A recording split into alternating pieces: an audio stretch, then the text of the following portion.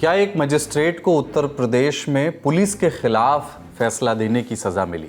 संभल हिंसा मामले में पुलिस अफसरों पर एफआईआर का आदेश। क्या सीजेएम विभांशु सुधीर को भारी पड़ा? उनका तबादला प्रक्रिया है या बदला? जुडिशियल फैसलों के राजनीतिक खामियाजे वाले विपक्ष के आरोपों में कितना दम है? संभल एसपी का कौन सा फैसला अब सवालों के घेरे में है? और क्या हाल है उस आलम के जो गोलियों का शिकार हुआ था? अदालत के फैसले के मुताबिक पुलिस की गोलियां थी, पर यह अब भी बड़ी अदालत में विचाराधीन है। आज के बुलेटिन में ये सब जानेंगे। साथ ही जानेंगे संभल हिंसा के मास्टरमाइंड बताए गए गैंगस्टर शारिक उर्फ साठा पर क्या एक्शन हो रहा है। प्रयागराज में गिरे एयरफोर्स के ट्रेनी एयरक्राफ्ट की बात भी करेंगे और विस्तार से जानेंगे भारत और यूरोप मिलकर ट्रंप टैरिफ से निपटने का क्या इंतजाम कर रहे हैं। जानेंगे बांग्लादेश को आईसीसी से कौन सी फाइनल चेतावनी अब मिल गई है। नमस्ते, अपन है कुलदीप और आप देखना शुरू कर चुके हैं the Lalan top show. Brought to you by ITEL, Sensodyne DSP and Goldi Masale.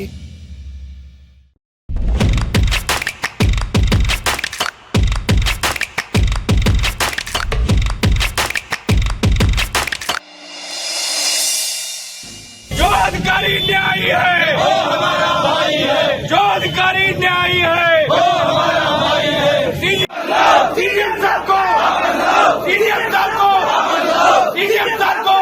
ये नारे लगाते हुए आज यानी 21 जनवरी को संभल में वकीलों का एक समूह सड़क पर उतर आया। जिला अदालत और कोतवाली में जमकर प्रदर्शन किया। सिर्फ और सिर्फ एक ही मांग कि संभल जिला अदालत में चीफ जुडिशियल मजिस्ट्रेट रहे विभांशु सुधीर के तबादले को रद्द किया जाए। इन वकीलों का मानना है कि ये तबादला पुलिस महकमे और सरकार के दबाव में किया जा रहा है, क्योंकि हाल ही में विभांशु सुधीर ने एक चर्चित आदेश दिया था।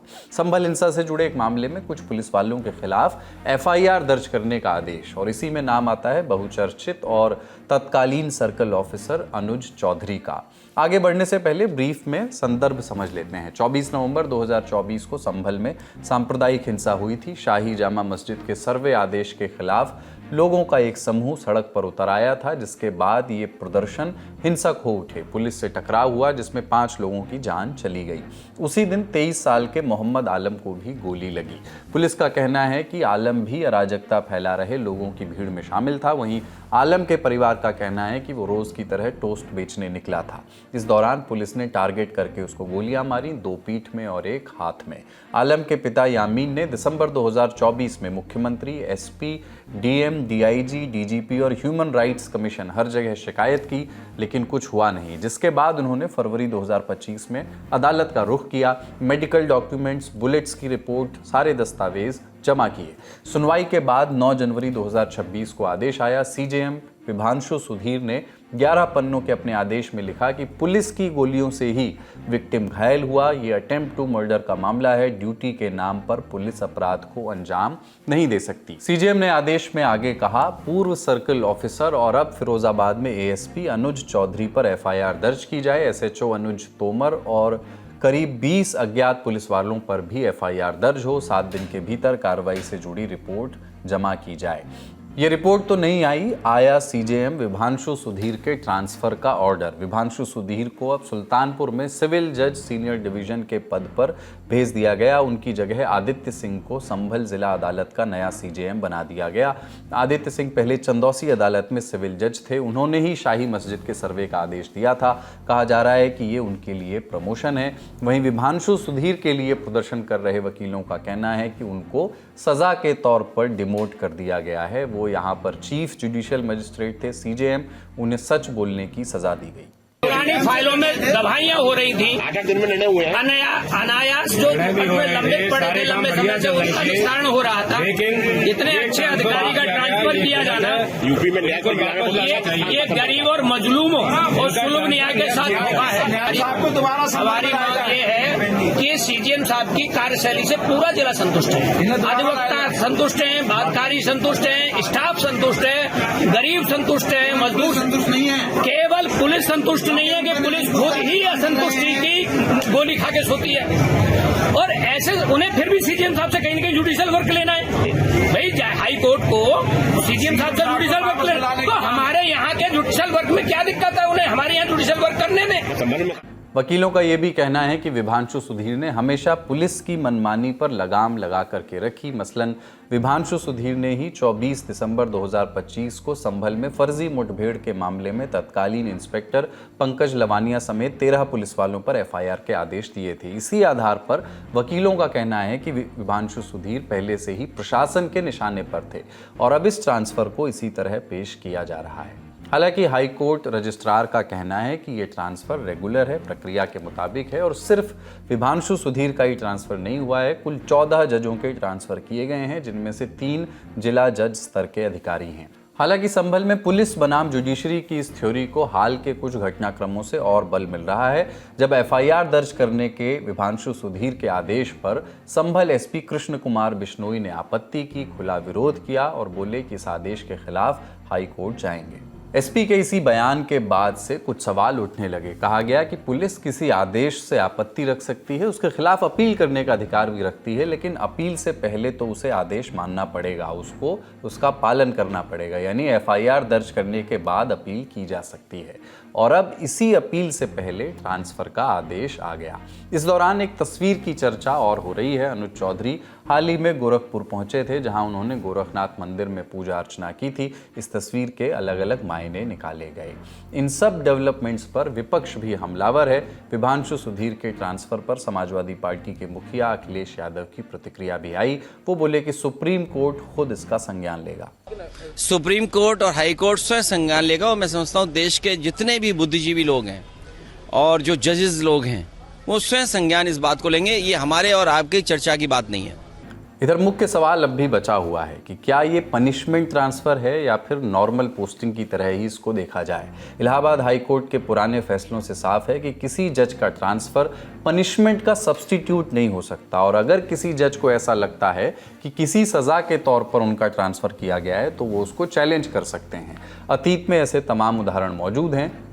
नया सेंसोडेंट डीएसपी नर्व्स को प्रोटेक्ट करे और इनामल को repair. Feel the relief with Sensodyne DSP। ये थी इस मामले की पूरी तस्वीर। चलते चलते आलम का हाल भी जान लीजिए। 3 गोलियां लगने के बाद वो रिकवरी के प्रोसेस में हैं। मीडिया रिपोर्ट्स के मुताबिक उन्हें कई सारी सर्जरीज से भी गुजरना पड़ा है। पुलिस का कहना है कि वो अराजकता फैलाने वाली भीड़ में शामिल थे, पर उनके पिता का कहना है कि वो निर्दोष हैं। कोर्ट में मुकदमे जारी हैं। उम्मीद करते हैं कि जो भी सत्य होगा वो अदालत में सामने आ जाएगा। संभल हिंसा की बात कर रहे हैं तो गैंगस्टर शारिक उर्फ साठा के जिक्र के बिना ये पूरी नहीं हो सकती। यही गैंगस्टर इस हिंसा का मास्टरमाइंड बताया जाता है। आरोपों के मुताबिक उसने दुबई से बैठ करके पूरी प्लानिंग रची थी। अब अदालत के आदेश के बाद उसकी संपत्ति कुर्क की जा रही है। 21 जनवरी को हिंदूपुरा खेड़ा इलाके से कुर्की के दृश्य सामने आए। 100 से ज़्यादा पुलिस वाले, कोर्ट ऑर्डर की तख्तियां और मुनादियां। अधिकारियों को सुनिए। जनपद संभल में 24 नवंबर 2024 को हुई हिंसा के मास्टरमाइंड सारिक साठा, जो कि यहाँ से 2020 में भारत से फर्जी पासपोर्ट के माध्यम से भाग के दुबई चला गया था। उस व्यक्ति की कई राज्यों की पुलिस को तलाश है। इसके ऊपर 69 मुकदमे विभिन्न राज्यों में दर्ज हैं। 24 नवंबर 2024 को यहाँ पे जो हिंसा हुई थी उसका ये मास्टरमाइंड है। जंगी ऐप के माध्यम से अपने गुर्गों से बात करता था। इसका एक गुर्गा, मुख्य गुर्गा जिसका नाम गुलाम है, वो अभी वर्तमान में मुरादाबाद जेल में बंद है। इन सब लोगों के द्वारा इस घटना को कारित किया गया था। इस व्यक्ति को गिरफ्तार करने के भरपूर प्रयास किए गए। इन सभी प्रयासों के बावजूद पुलिस है वो अभी तक उसको गिरफ्तार नहीं कर सकी। तो इसलिए माननीय न्यायालय से 2 केसों के अंदर इसके खिलाफ कुर्की की कार्रवाई है और वो भी करवाने के लिए आग्रह किया गया था। इसके आधार पर ये कुर्की की कार्रवाई आज की जा रही है। जिस मकान में वह स्वयं अपनी पत्नी के साथ में रहता था उस मकान को कुर्क किया गया है। बाकी जो इसके रिश्तेदार रह रहे हैं उन भागों को छोड़ दिया गया है और अब इसके खिलाफ परमानेंट वारंट इश्यू भी हो गया है। इसके आधार पर रेड कॉर्नर नोटिस भी है, वो भी इश्यू करवाया जाएगा और इसको जल्दी गिरफ्तार करके भारत लाके माननीय न्यायालय के सामने पेश भी करवाने के प्रयास किए जाएंगे।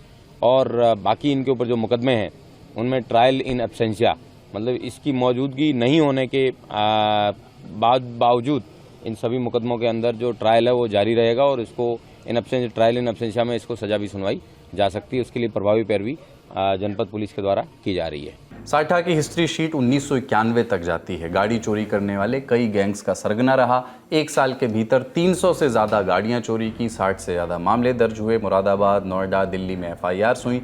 2020 में फर्जी पासपोर्ट के जरिए दुबई गया, सोने की स्मगलिंग में नाम आया। ISI लिंक्स की बात भी कही जा रही है। संभल हिंसा के बाद उसके गुर्गे गुलाम वारिस मुल्ला अफरोज पकड़े गए। उन्होंने बताया कि साठा के कहने पर हथियार सप्लाई किए। तब 4000 पन्नों की चार्जशीट बनी साठा के खिलाफ और अब रेड कॉर्नर नोटिस जारी करवाने और उसके प्रत्यर्पण की तैयारी चल रही है। जो भी अपडेट्स होंगे वो आपको देते रहेंगे। अब बारी सुर्खियों की।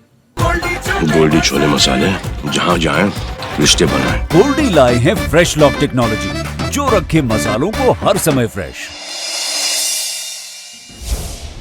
गलत और बहुत गलत के मैदान के पार अमेरिकी सदर ट्रंप के अलबेले फैसलों के आगे भारत व्यापार की नई संभावनाओं को तलाश रहा है।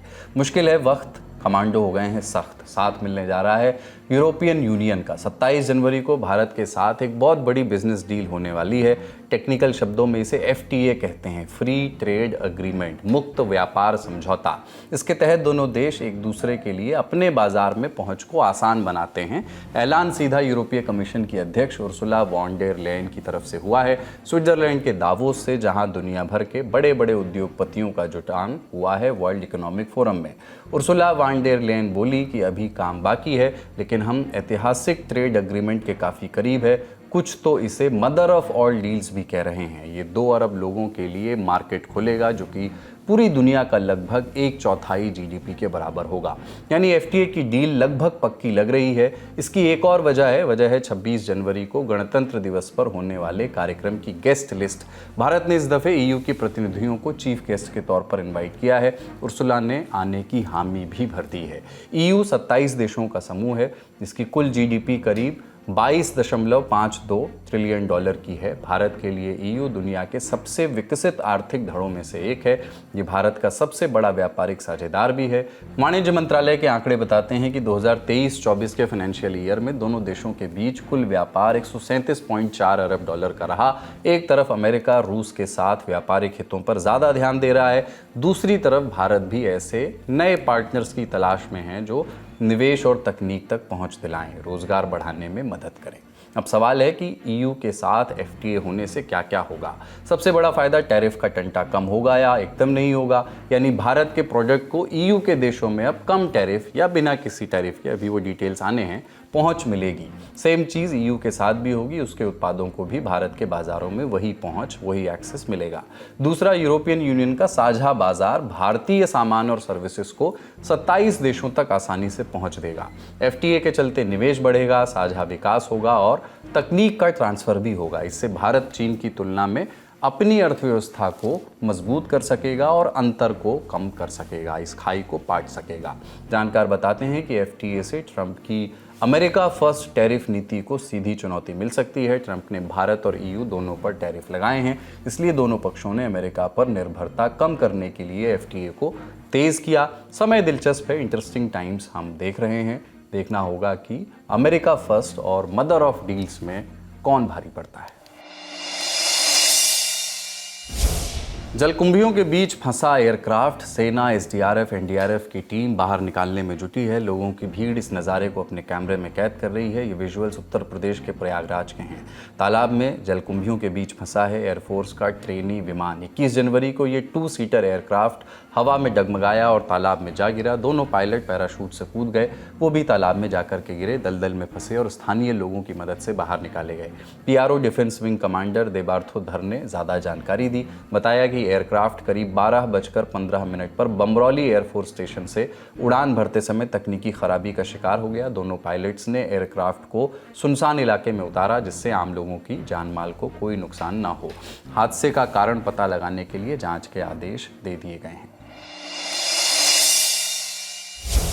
बांग्लादेश अगर अपनी जिद पर अड़ा रहा तो इस बार के T20 वर्ल्ड कप से बिना मैच खेले ही बाहर हो जाएगा। ICC ने अब साफ कर दिया है। क्रिकेट की सर्वा बॉडी ने कहा बांग्लादेश को T20 वर्ल्ड कप के अपने सभी मैच भारत में ही खेलने होंगे। टूर्नामेंट के शेड्यूल में कोई चेंज नहीं किया जाएगा। हालांकि बांग्लादेश क्रिकेट बोर्ड को अपने फैसले पर सोचने के लिए 1 दिन का और समय दिया गया है। आईसीसी बोर्ड की बैठक में 16 में से 14 सदस्य देशों ने बीसीबी के खिलाफ वोट किया, जबकि केवल पाकिस्तान ने बांग्लादेश का समर्थन किया।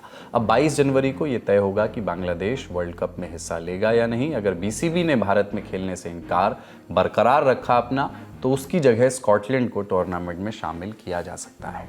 आईसीसी ने यह भी कहा है कि हमने सिक्योरिटी असेसमेंट किया, जिसमें पता चला कि बांग्लादेश के क्रिकेटर्स और ऑफिशियल्स को भारत में कोई खतरा नहीं है, फैंस को भारत में कोई खतरा नहीं है, इसलिए वेन्यू बदलने का सवाल ही नहीं होता।